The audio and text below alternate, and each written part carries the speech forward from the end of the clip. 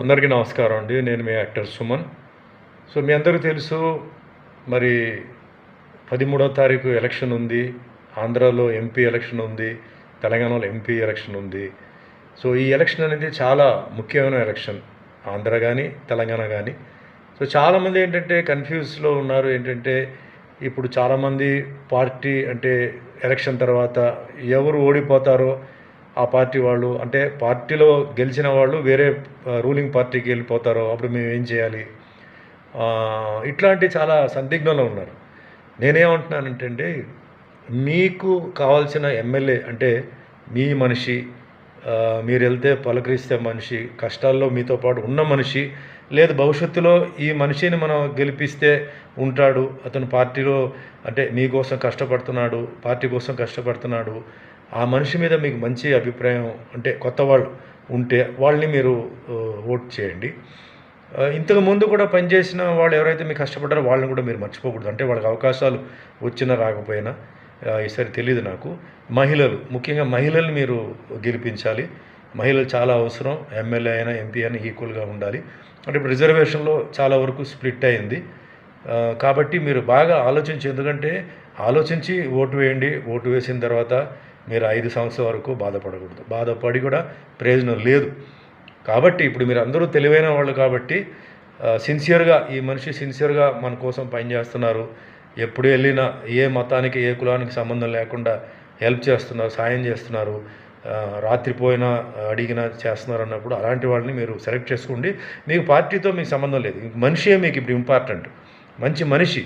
ఎందుకంటే ఇప్పుడు ఎమ్మెల్యే అంటే అది మీ నియోజకవర్గంలో ఒక సీఎం లాంటిది, ఒక ఎంపీ అనుకుంటే అది ఒక పీఎం లాంటిది. ఎందుకంటే మీరు వెళ్ళి సీఎంనో పీఎంనో మీరు కలవలేరు, వీళ్ళే మీకు ఏంటంటే మీ కష్టాలు తీసుకెళ్ళి సీఎంకో పీఎంకో చెప్పాలి. కాబట్టి ఆలోచించండి, ఆలోచించి మతం కులం ఇవన్నీ ఉంది, దాంతోపాటు కూడా ఏంటంటే మీరు అంటే మంచి మనిషిని మీరు సెలెక్ట్ చేయాలి.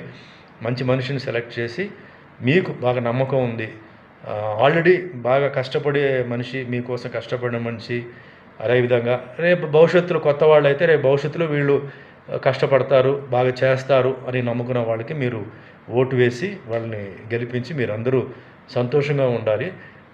అదే మీకు నేను చెప్దాం అనుకున్న ఒపీనియన్ అండి.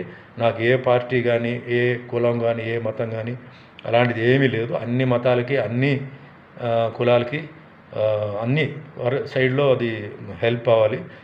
ముఖ్యంగా ఇప్పుడు కాంగ్రెస్ పార్టీ ఉంది. కాంగ్రెస్ పార్టీలో ఇప్పుడు లేటెస్ట్గా మరి పిసిసి ప్రెసిడెంట్ షర్మిల గారు ముస్లిమ్స్కి బాగా ఇంపార్టెన్స్ ఇచ్చారు. అంటే సోనియా గాంధీ గారికి థ్యాంక్స్ చెప్పాలి, రాహుల్ గాంధీ గారికి థ్యాంక్స్ చెప్పాలి. సో ముస్లిమ్స్కి ఒక మంచి అవకాశం. అలాగే మరి క్రిస్టియన్స్కి వస్తున్నప్పుడు జగన్ గారు బాగా హెల్ప్ చేశారు.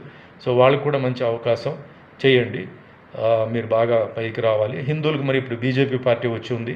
So BJP party Hindu party కాబట్టి అంటున్నారు కాబట్టి, సో హిందువులు కూడా ముఖ్యంగా అంటే ఓబీసీ కానీ మరి మిగిలిన క్యాస్ట్ బ్రాహ్మిన్స్ కానీ వాళ్ళు కూడా చూసుకోండి. రేపు భవిష్యత్తులో కూడా ఏంటంటే ఒక మంచి హిందూ పార్టీ అంటే మహారాష్ట్రలో శివసేన లాంటి ఒక పార్టీ మన దీనికి కావాలి. ఎందుకంటే ఇప్పుడు ముస్లిమ్స్కి తెలంగాణలో మజ్లీస్ పార్టీ ఉంది, అలాగే క్రిస్టియన్స్ కూడా అక్కడ సపోర్ట్ ఉంది ఇప్పుడు కాంగ్రెస్ వల్ల. సో ముస్లిమ్స్ కూడా ఒక హిందూ పార్టీ కూడా రేపు భవిష్యత్తులో రావాలి. బట్ ఇప్పుడు మనకు కావాల్సింది ముఖ్యంగా సెక్యులరిజం కాబట్టి అందరూ మనం కలిసి ఉండాలి, అది చాలా ముఖ్యం. అండ్ ఈసారి మంచి లీడర్ని ఎన్నుకోండి. మీరు పార్టీతో మీకు సంబంధం లేదు, మీ కాన్స్టిట్యుయెన్సీలో మీకు ఏంటంటే మీ ఎమ్మెల్యే చాలా ముఖ్యం, ఎంపీ చాలా ముఖ్యం. కాబట్టి జాగ్రత్తగా ఆలోచించి మీ ఓటు వేసి మీరు అందరూ హ్యాపీగా ఉండాలి. థ్యాంక్ యూ అండి.